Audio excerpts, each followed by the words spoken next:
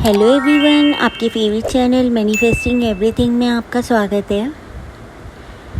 आज मैं Joseph Murphy की बुक टेलीफिज़िक्स में से आपको एक स्टोरी बताऊंगी और ये कोई प्रमोशनल वीडियो नहीं है।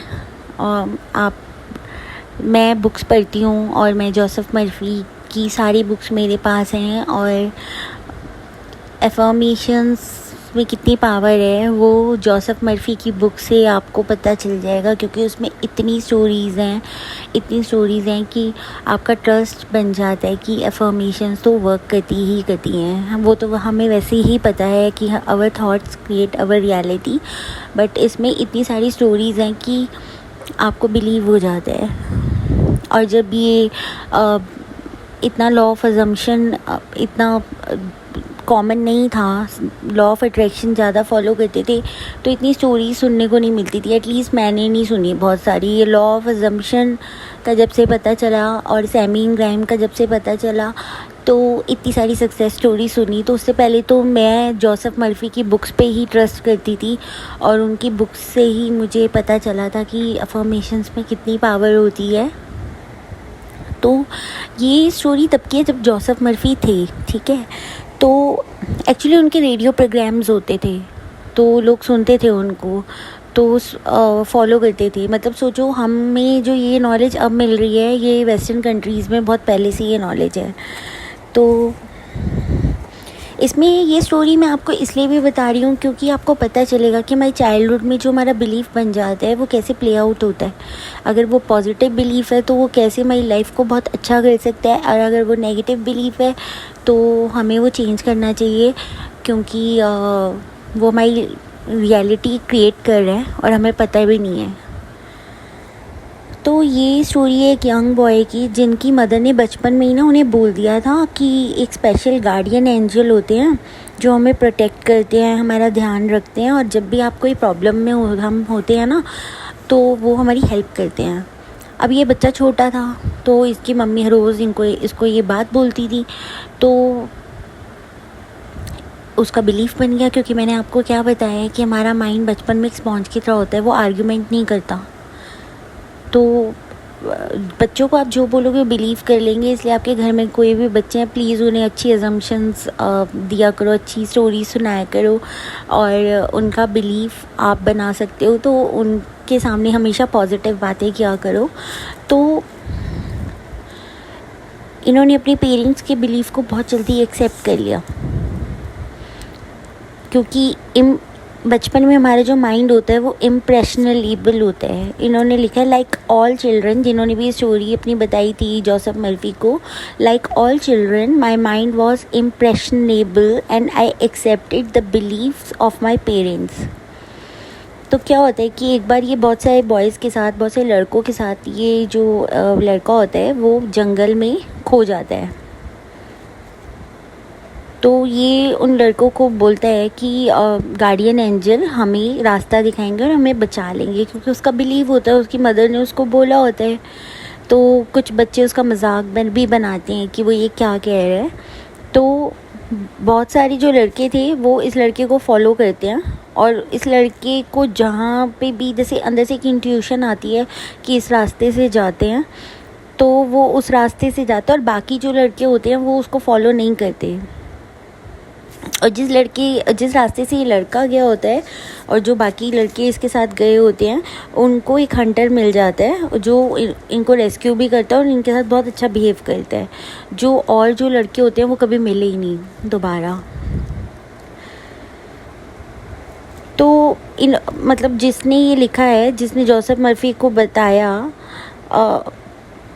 तो उसने ये बोला कि मेरी इस अजम्पशन ने, मेरे इस बिलीफ ने शायद मुझे सेव किया, जो मेरी मदर ने बचपन में ही मतलब इसको ये बिलीफ इनके माइंड में डाल दिया था। तो जोसेफ मर्फी कहते हैं कोई गार्डियन एंजल नहीं था, ये उनका माइंड था। मैं आपको पढ़कर सुनाती हूँ। There is no guardian angel with wings watching over anybody. इनका माइंड जो था वो ही गार्डियन एंजल था, और जिसने इनको रास्ता दिखाया और ये जो हैं लड़के जिन्होंने अपनी स्टोरी बताई, उन्होंने बताया, my deeper mind also knew where the hunter was and directed us accordingly. मतलब उनकी मम्मी जो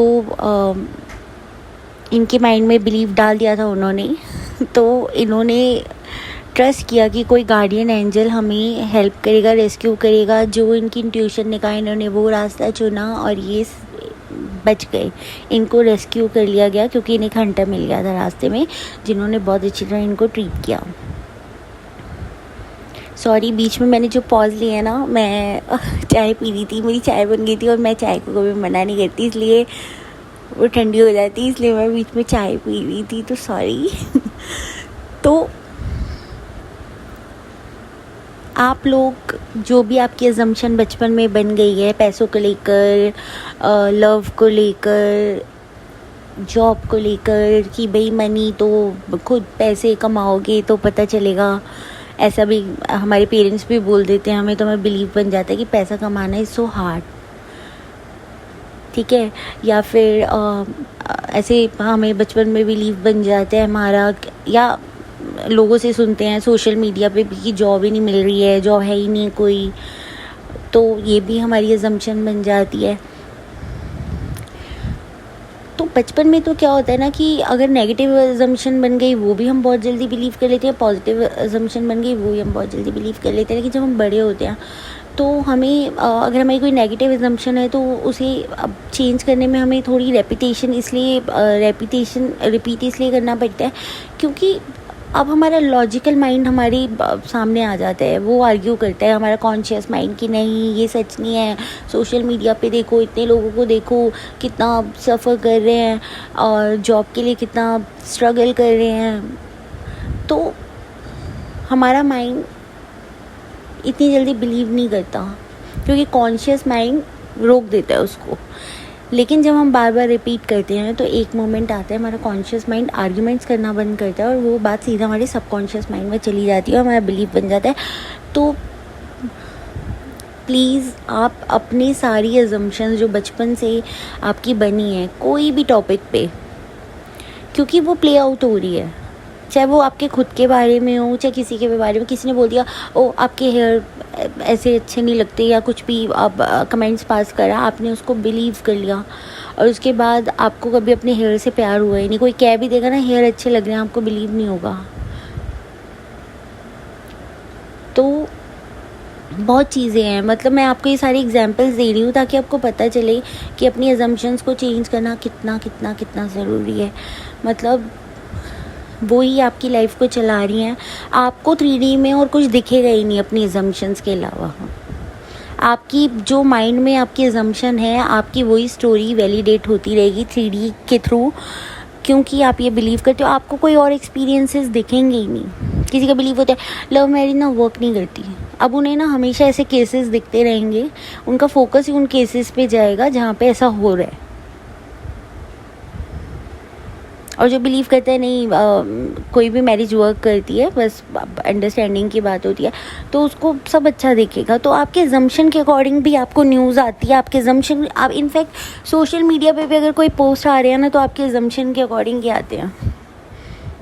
आपको वो चीज़ दिख जाएगी जो आपकी अजम्पशन होगी, आपको वो चीज़ कभी भी नहीं दिखेगी जो आपकी अजम्पशन नहीं होगी। मोस्टली ऐसा होता है।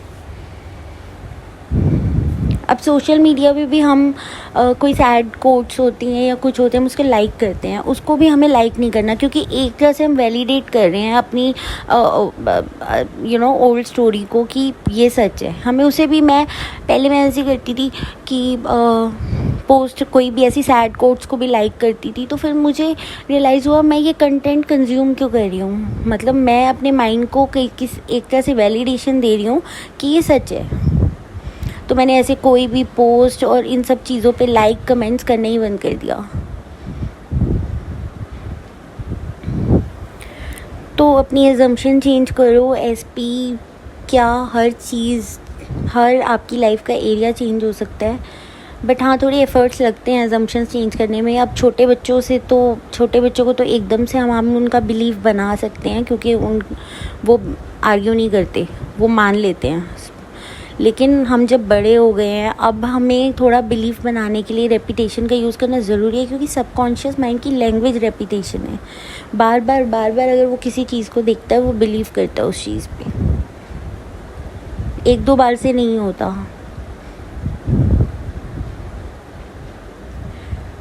ओके गाइस, तो आज के वीडियो में इतना ही। अपने फेवरेट चैनल को लाइक शेयर और सब्सक्राइब ज़रूर कीजिएगा। Bye, take